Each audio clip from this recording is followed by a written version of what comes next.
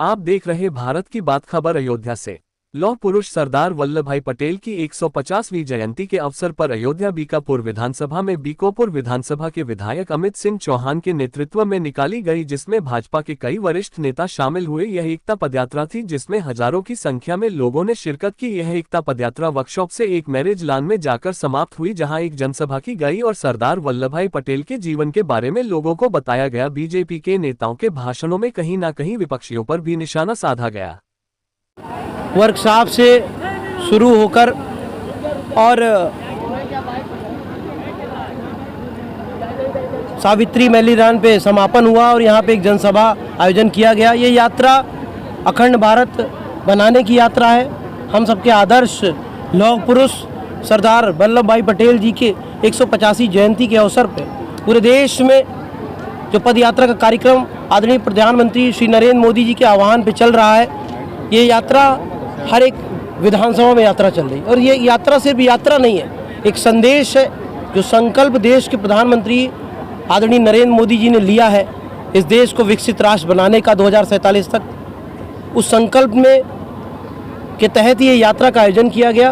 और जिस प्रकार 2014 से प्रधानमंत्री जी के नेतृत्व में देश का विकास किया जा रहा है, बिना जात देके, बिना धर्म देके, बिना मत मजहब देके, बिना संप्रदाय देके हर एक व्यक्ति को उसका अधिकार मिल रहा है। चाहे आवास हो, शौचालय हो, विद्युतीकरण की योजना हो, पेंशन की योजना हो, चाहे तमाम आपकी किसान सम्मान निधि की 2-2 हज़ार करके 3 किस्तों की बात कर लें। देश की सबसे बड़ी योजना, क्या कहें, विश्व की सबसे बड़ी योजना आयुष्मान भारत के तहत 6 लाख 5 लाख तक की मुफ्त चिकित्सा व्यवस्था की बात कर लें। ऐसी तमाम योजनाओं का जो आदरणीय प्रधानमंत्री जी के नेतृत्व में 2014 से निरंतर देशवासियों को लाभ मिल रहा है और हर एक व्यक्ति को लाभ मिल रहा है। इतना ही नहीं, उत्तर प्रदेश के मुखिया आदरणीय योगी जी ने इस प्रदेश में कानून का राज स्थापित किया गया है। पहले हमारी विधानसभा में चाहे भदरसा हो, चाहे शाहगंज में, उसमें 2017 के पहले दंगे होते थे। समाजवादी पार्टी की सरकार में दंगे होते थे, व्यापारियों की दुकानें लूटी जाती थी और उसके ऊपर व्यापारियों के ऊपर मुकदमे लिखे जाते थे। आज भारतीय जनता पार्टी की सरकार उत्तर प्रदेश में है। आज व्यापारी सुरक्षित है, बेटियां सुरक्षित है, आज माताओं का सम्मान हो रहा है, आज हर एक वर्ग का सम्मान मिल रहा है। इस देश में आदरणीय नरेंद्र मोदी जी के नेतृत्व में ये देश कैसे आगे बढ़े, इसके लिए निरंतर सीमाओं को सुरक्षित कर दिया जा रहा है। इसके साथ साथ आज जो जनसभा का आयोजन किया गया, इस जनसभा में हजारों लोगों ने एक संदेश दिया है कि जिस प्रकार ये देश को एकजुट करने का काम आदरणीय मोदी जी ने किया है, उसी प्रकार बीकापुर विधानसभा भी एकजुट होगी, ये संकल्प लिया है। आप सभी को बहुत धन्यवाद। 25 कार्यक्रम है अयोध्या में। कल माननीय मुख्यमंत्री जी आए थे, अयोध्या में समीक्षा बैठक भी की और उन्होंने स्वयं जाके मंदिर में स्थल को देखा, साकेत महाविद्यालय जाके स्थल को देखा और एक व्यवस्था बनी, इसकी रूपरेखा बनी है। एक अच्छा भव्य कार्यक्रम होगा। इस कार्यक्रम में देश के कोने कोने से लोग आएंगे और निश्चित ही यहाँ पे आके मंदिर में बैठने का आनंद लेंगे, भगवान का दर्शन पूजन करने का आनंद लेंगे। बहुत धन्यवाद। में आदरणीय पूर्व विधायक, पूर्व सांसद, अनुसूचित मोर्चा के प्रदेश अध्यक्ष आदरणीय बैजनाथ रावत जी का संबोधन हुआ और सरदार वल्लभ भाई पटेल के पदचिन्हों पर चले, ऐसा संकल्प हम लोगों ने आज लिया। क्या तैयारी है आपकी? पूरी तैयारी है, पूरी तैयारी है। एक बार इतिहास में फिर से नाम रखने जा रही है। 22 जनवरी को मनाया गया था, दूसरी तारीख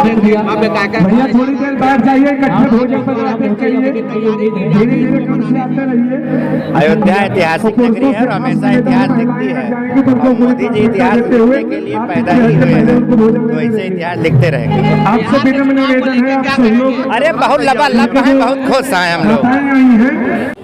आज लौह पुरुष सरदार वल्लभ भाई पटेल की 150वीं जयंती के अवसर पर उनकी जयंती पर एक यात्रा निकाली गई।